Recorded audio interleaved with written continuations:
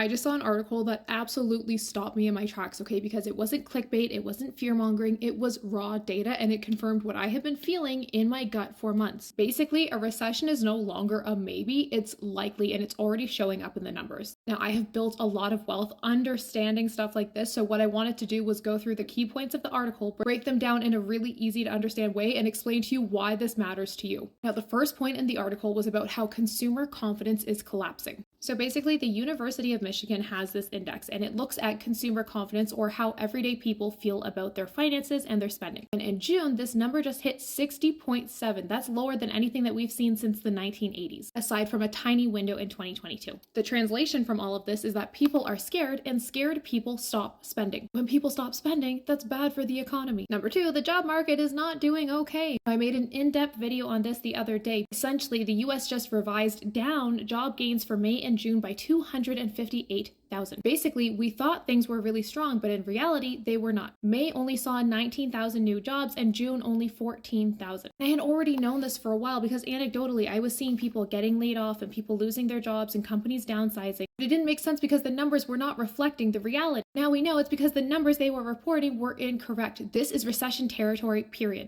Number three, the banks are locking up. The Fed's loan officer survey saw lenders tightening standards across the board. What does that mean? It's harder to get a loan. Less lending equals less business growth. Less business growth equals a slower economy, and a slower economy equals layoffs. And we have the inverted yield curve, and I made a video about this too. This little chart has predicted every single recession in the US since the 1950s. We saw this yield curve inversion in 2022. Historically, that means that a recession follows within 6 to 24 months after this inversion. And we are right in that window right now. And inflation, it's not done with us yet. Food prices are still going up. Tariffs are pushing costs higher. While yes, the US has already collected over $150 billion in customs duties, those costs are being passed down to the average consumer. Even Jerome Powell, the guy who controls US interest rates last week, warned that inflation could get worse and another rate hike is on the table. So yeah, things are getting real, but here's what you need to understand. Recessions create more millionaires than any other time. The people who build wealth during downturns, they're not lucky, they're strategic, and I know because I've done it myself. Those people, they make moves while everybody else freezes, and this is one of the reasons I was able to go from $40,000 in debt to millionaire at 30. And it's why I created my free How to Get Rich in a Recession masterclass. It's absolutely free, and I teach you about multiple streams of income, how to invest in a down market, and how to recession-proof your mindset, your money, and your future. If you want to thrive instead of just survive this next recession, go and take it right now.